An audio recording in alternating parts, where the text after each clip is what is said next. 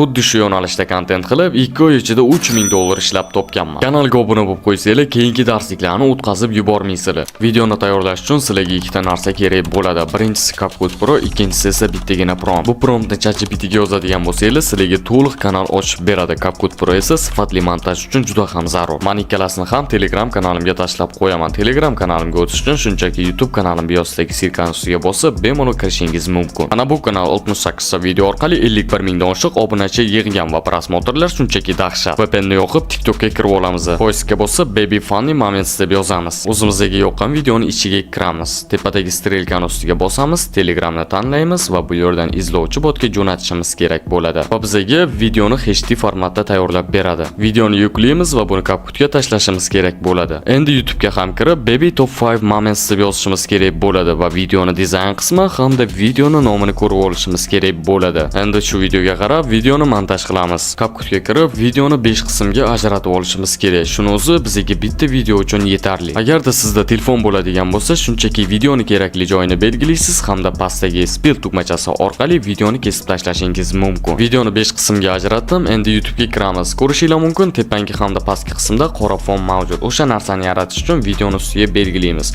Xuddi mana shu narsani ustiga bosamiz va videoni kesib tashlashimiz ham mumkin. Pastki hamda tepangi qismidan biroz olaman va подтвердить tugmachasini bossam bizda qora fon mavjud bo'ladi. Agarda hali ham qiynalayotgan bo'lsanglar, bemalol Telegramdan yozsanglar bo'ladi. Biz o'zimizning onlayn akademiyamizni ochganmiz. Bemalol to'liqroq ma'lumot uchun mana shu raqam yoki mana shu lichkalarga murojaat qilishingiz mumkin. Barcha videoni to'g'rilab chiqqanimizdan keyin biz o'zimizga videomiz uchun tekst qo'shib olishimiz kerak bo'ladi, ya'ni 1 dan 5 gacha bo'lgan raqam. Buning uchun tepadagi tekst tugmachasiga bosamiz va bu yerdan добавить tekst qilib, mana shu yerdagi tekstimizni videoni oxirigacha surib olishimiz kerak bo'ladi. Mana bu yerga bir raqamini yozamiz va pastdan shrift berishimiz kerak bo'ladi. Videomizda, ya'ni raqamimiz chiroyliroq chiqishi uchun. Va buni videoni bir qismiga to'g'rilab olishimiz kerak bo'ladi. Iloji boricha raqamlarni turadigan joyiga barchasiga e'tibor berishingizni maslahat berardim. Agarda tushunmasanglar, YouTube'ga qaytib o'sha videoni ko'rib, yana bu yerga qaytib kelib to'g'rilab olsanglar bo'ladi. Endi bu raqamimizga dizayn qismini ham to'g'rilashimiz kerak bo'ladi. Buning uchun biz teni berib olishimiz kerak bo'ladi.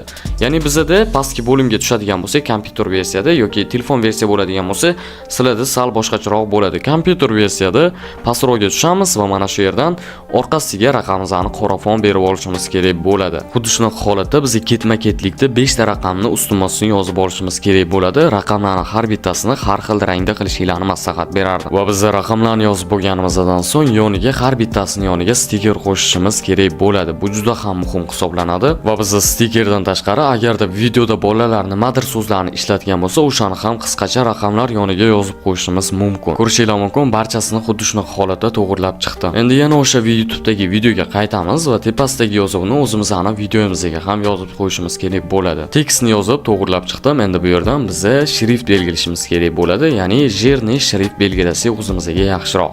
Va shriftni belgilaganimizdan so'ng ko'rishingiz mumkin, bitta so'zning rangi boshqacha ekan. Biz ham o'sha so'zni belgilaymiz hamda pastdagi color bo'limidan rangini to'g'rilasak bo'ladi. Misol tariqasida men ham xuddi shunaqa bir xil qilib chiqdim, lekin kopiya bo'lib qolmasligi uchun pastdagi bitta so'zni ham misol o'zgartirib qo'yaman. O'shanda videoyimizga o'xshash bo'lib ketmaydi. Men sizlar uchun bitta muzika topib qo'yganman. Bu muzika, ya'ni videoni orqa foni uchun hamda videoni rekka chiqishiga yordam beradi. Sizlar uchun tekin video darslik tayyorladim. Shuning uchun YouTube kanalimizga obuna bo'lib, videoga like bosib qo'yish esingizdan chiqmasin.